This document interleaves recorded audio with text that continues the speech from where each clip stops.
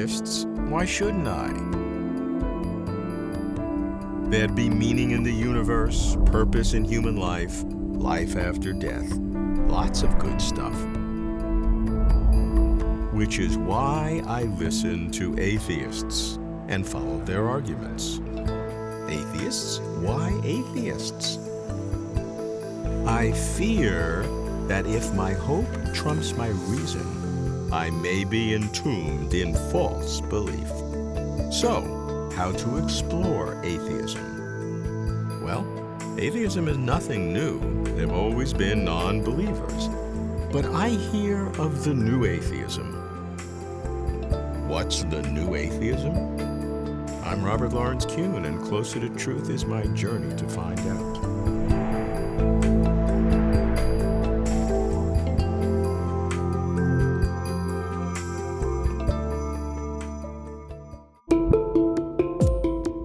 I understand atheist arguments.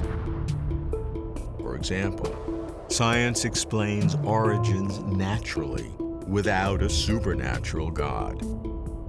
An all-powerful, all-good God is refuted by monstrous evils. This is traditional atheism, the old atheism, as it were. So what do new atheists do that old atheists do not do? What's new about the new atheism? I asked the publisher of Skeptic magazine, a public atheist, Michael Shermer. Michael, what's so new about the new atheism?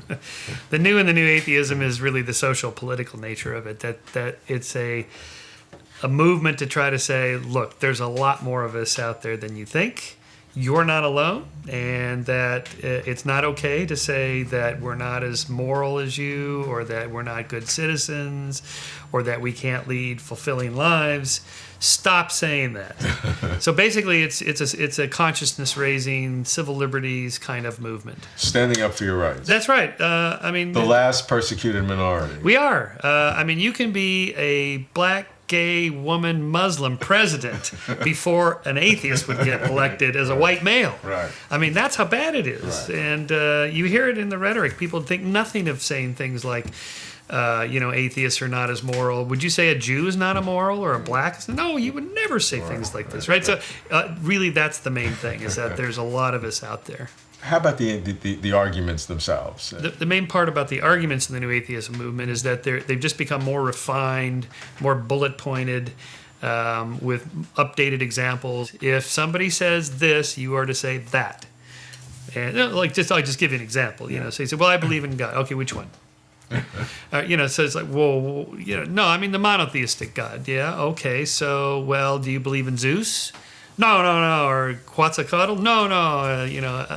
Apollo is no. So you're an atheist about those gods. You're an atheist about all those gods. Some of us just go one God further. Okay, these are like you hear these repeated mantras. And well, you can't be moral without God. Sure, you can. Is there anything you would do as a believer that I couldn't do as a non-believer? Of course not. Is there any evidence that religious people are more moral than non-religious people? Not a shred of evidence. And then you come back with arguments about people that are religious that are just as sinful and so on. So that's really the main thing. Packaging it into bite-sized counter-arguments to say, if you say we're like this, no, we're not, here's the argument. And you say, I think there's a guy because of this, no, here's the counter-argument. It's a typical culture wars thing. Yeah. We're just in the middle of it. Right. And so how are you progressing? Well, I think we're doing great. The fastest growing... Sounds like a political movement. It is. Well, it is in a way. Social awareness. Well, the internet, of course, has made it possible for us to reach out. So there are meetup groups. There's atheists in the pub. There's these Facebook groups that get together. When I do book tours and lecture tours, all I have to do is tweet or Facebook, hey, Birmingham skeptics, I'm coming next Friday. And they show up in droves. And what they're after is not just the new intellectual arguments that they can use. That's part of it. But then let's go out and have a beer afterward. We are a social group. We like hanging out with each other, just like religious people do. We like to be with our own kind. And as you have these groups and the atheists getting together, can you distinguish the sociology of it from religious groups? Well, first of all, the sociology is very amusing because, like all social movements, they go through these fragmentations and arguments about who's the real atheist here. I mean, are you a real atheist or are you one of those wimpy agnostics, And it's like, oh, come on. I mean, it's like, who is the true feminist? Sorry, so where are you classified? I'm a Huxleyan agnostic, that it isn't possible to know if there's a God or not in any ultimate scientific sense. Okay, but setting that aside, what do I actually believe? I believe there's very likely no God. And where does that put your status in atheistic society? Oh, I am below the hardcore, militant Hitchens-Dawkins level. In fact, I remember, I don't know, maybe about 5 or 6 years ago, there was a big atheist conference, and the organizer had invited me to speak and give one of the keynote addresses. But his board said, "Oh, I don't know if we should have Shermer speak. I mean, he's not really hardcore atheist." Did you look upon that as a criticism or a compliment? I thought it was disturbing. What should you say that would bring you up into the top tier? For the more extreme atheists, they want the leaders to be more aggressive, more militant, go after the believers. It's a strategy argument. It's a marketing argument. One way to cause social change is to make a belief seem not just wrong, but stupid, ignorant. I mean, just silly. Like how the Ku Klux Klan became a laughing stock. Right. So that it's not just that it's wrong, but it's embarrassing to be associated with them. They're laughed at. Right. So some atheists think we should treat all believers like we just make fun of them. You got to be a complete moron to believe this. Yeah. What kind of a pinhead are you? I mean, come on, a visible man in the sky. Right. So if you take that rhetoric, then that elevates you into the level of hardcore militant. That's just not my style. A prediction for the first American atheistic president. What's your year? 2100. We got a ways to go. So the new atheism is about new confidence, assertiveness, aggressiveness, a new mission to confront theists. Good for the new atheism. I like confrontation about God. With ultimate truth on the line, I do not applaud fake balance or false harmony.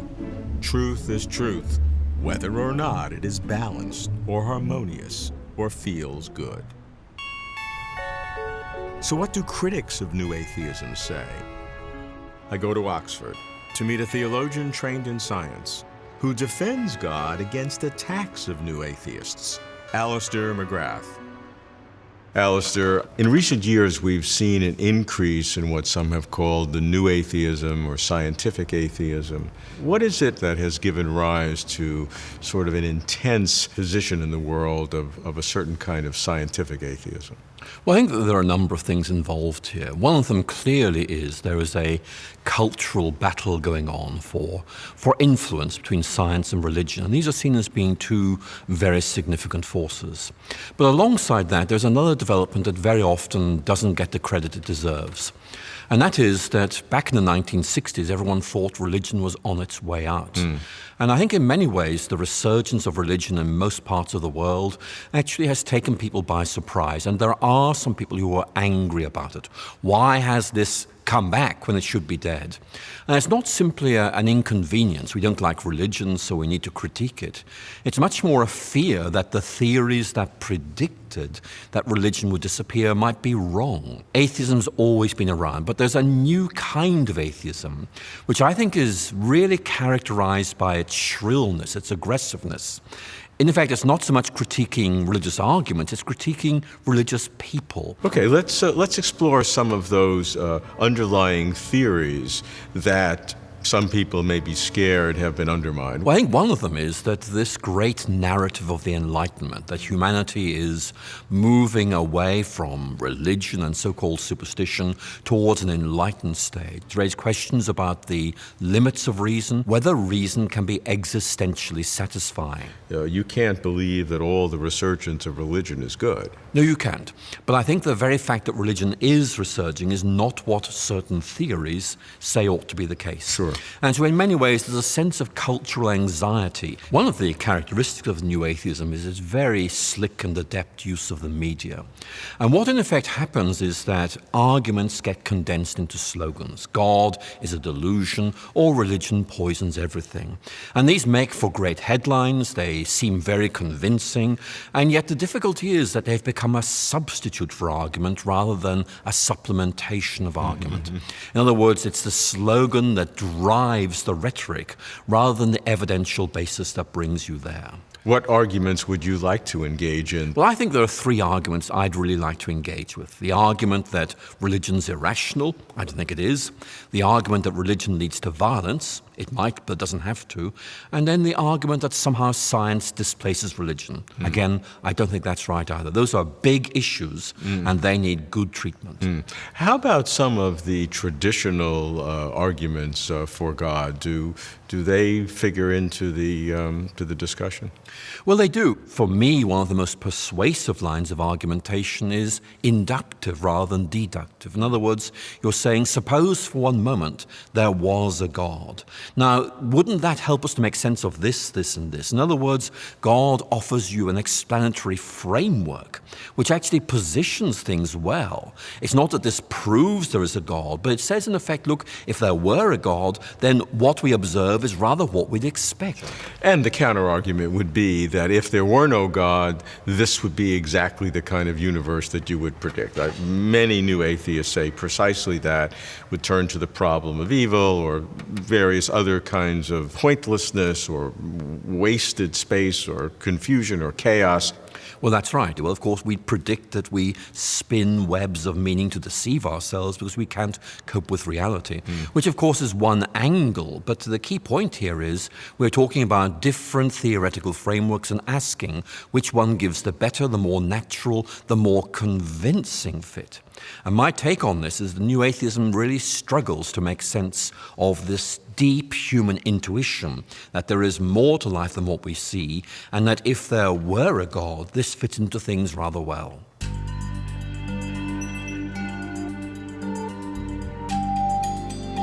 Alister defines new atheism by its shrillness and by its attacking religious people, not only religious beliefs. Actually, I like new atheism's sharp elbows and flint edges. No condescending pleasantries, no fudging irreconcilable positions, no dodging winner takes all. Still, what counts is content. Alister's content defense of God is that religion is not irrational. Religion does not necessarily lead to violence, and religion is not displaced by science. So I meet a new atheist scientist who takes on theology, and he does it with relish.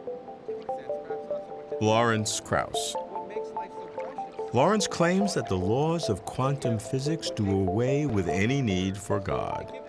We meet at a cosmology workshop in Iceland. As science has progressed in the last century, the questions it's asked become more and more fundamental and merge with the questions of theology. But as you get closer and closer to the questions of the origin of the universe, the beginning, do we live in a single universe? How will the universe end? These questions, in some sense, beg for meaning.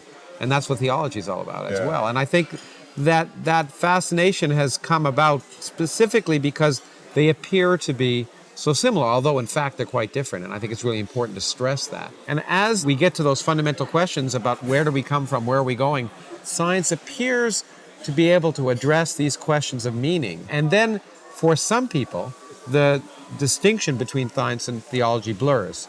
And I think that's very dangerous for both fields. The nature of theology is searching for meaning, and is there a God, and how we relate to that God, and what happens after we die, and all that stuff. But also one has to add that theology also has a cosmogony. Theology is based on origin stories. Almost all theologies are at some level.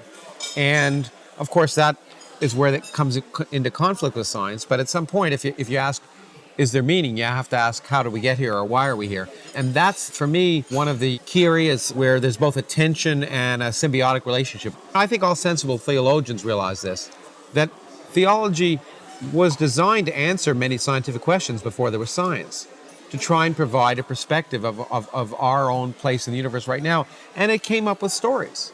And those stories are just that, stories.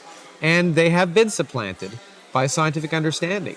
And there's nothing wrong with that. I think theologians from St. Augustine on have said the Bible should not be taken as a scientific document. And that is what's dangerous when people say, well, those stories that people came up with to make sense of their existence at a time before we had science must be true. But when it comes Certainly to expresses the need of the emotion to understand these things. Exactly. And what science hasn't done in some sense is say, we're fulfilling that need. You should get the same kind of, in some sense, spiritual pleasure out of science. Religion has these little creation myths. Science has the Big Bang. Which is better? Richard Feynman used to say that understanding how a rainbow worked did not make the rainbow less wonderful. In fact, it made it more wonderful. And the amazing facets of what we now understand to be the true origin story really dwarf, in my opinion, the Adam and Eve story. And I think what science should be doing to present itself as not a threat, but in fact something that helps raise the human spirit, is to say, with our brains, we've recognized these remarkable facets of the universe, and understanding the universe to be so remarkable did not diminish it. But I think that what we're going to see... Lawrence, I sense, is being polite. He has little use for theology. The laws of physics are indeed powerful in explaining how things that are came to be. But where did the laws of physics come from? Were they always there, inevitable, necessary? The heat of the debate gets hotter. Atheists and theists argue their opposing views of God, often with less than good cheer. I cross back to the other side to examine theistic counterattacks against new atheists. I turn to a theologian trained as a philosopher.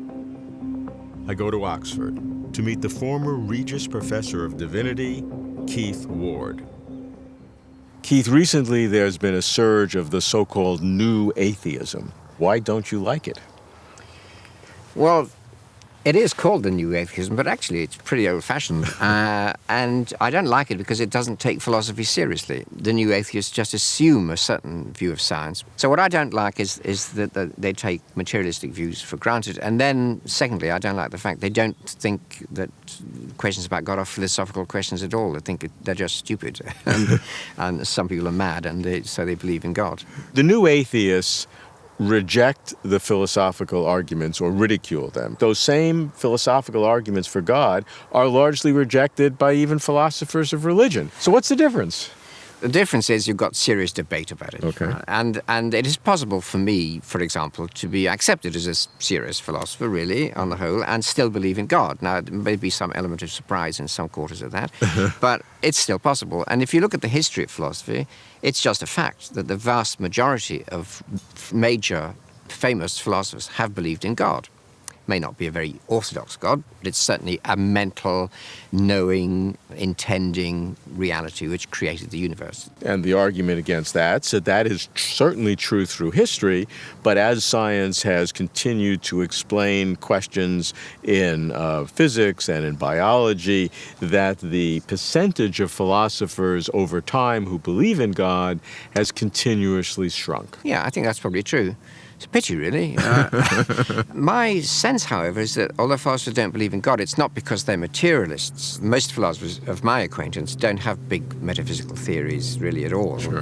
They're concerned with smaller scale problems. And the reason they don't believe in God is fairly fundamental. They see no evidence for there being something called God. Mm-hmm. Now, people like me who stand in a more classical philosophical tradition, perhaps, think it's not a question of evidence, that it's about metaphysical perspective, finding the most comprehensive and plausible and coherent overall metaphysical explanation for the universe. Mm.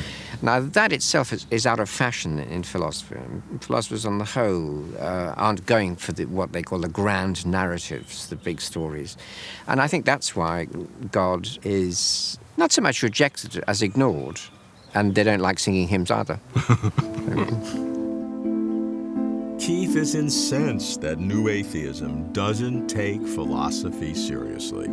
and he dismisses new atheism as nothing really new. Perhaps what's distracting is the new in new atheism. I seek, well, a genuine atheist, new or not. A philosopher who is sure that there is no God. I go back to London to meet Anthony Grayling. Why does Anthony believe atheism is misunderstood? Anthony, what is new atheism? Why is it new? And why should I go with it? I don't know that there is anything new about it at all. There is a good deal of misunderstanding about the nature of atheism in that most isms tend to be positive theses, which are asserting something or denying something, and doing so on the basis of a structure of commitments which lead on to other sorts of commitments. But anything which begins with the privative A at the beginning, the Greek not, atheism, is meant to denote that you just don't accept a certain position or you don't buy into a certain metaphysical view. It's very, very like being a non-stamp collector. This is a joke that's often made. That if you're an atheist, you just don't collect stamps. And nothing else follows from that fact, not about what else you collect or why you don't collect them and so on. You just don't collect stamps. So you're a non-stamp collector if you're an atheist. People take it to imply hostility to religion or... in fact, what the atheist is really saying is that the onus is on the theist. That if somebody is going to assert something or going to take a particular view about the nature and contents of the universe, they've got to make a case for it. They've got to come forward. It's no good just appealing to history and what people believed in the past, because they believed all sorts of things in the past, the vast majority of which have been subsequently superseded. The atheist is quite likely to be a secularist. Now, there are some arguments about the relation of religion to the public square.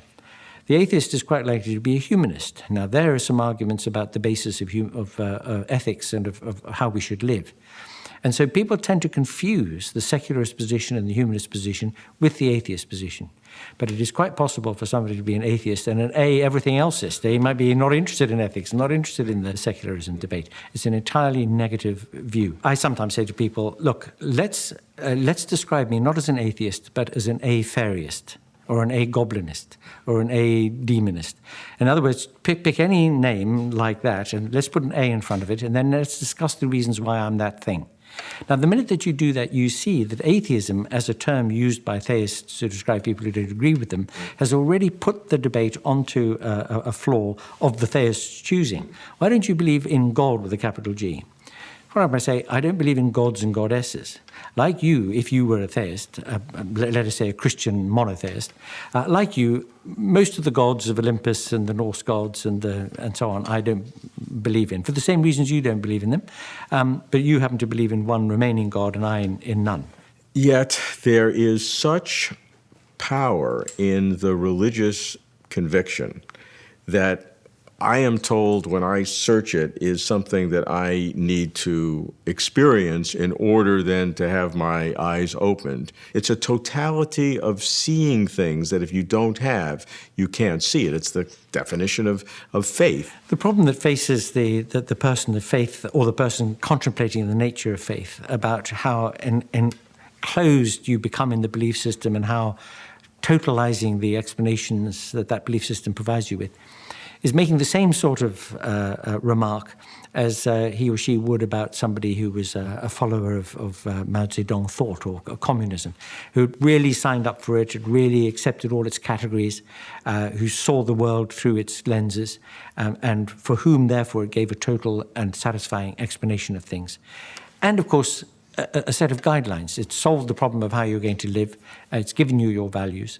And that is a very satisfying position to be in for a human being in what is a very complex world. This is a psychologistic, if you like, explanation of why people sign up for these things and why they rest content with them.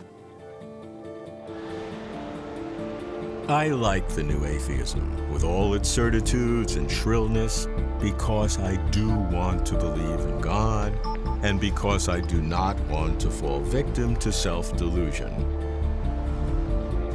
I like the new atheists because they raise the cost of belief, ready to ridicule if I reach beyond the physical.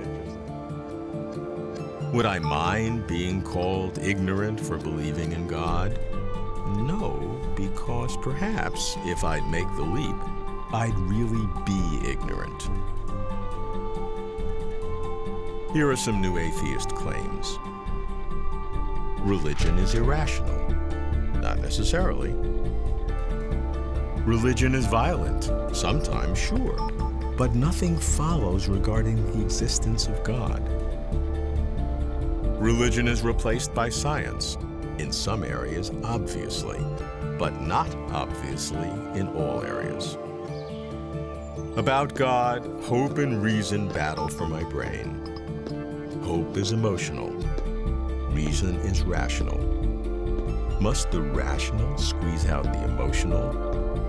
Getting closer to truth.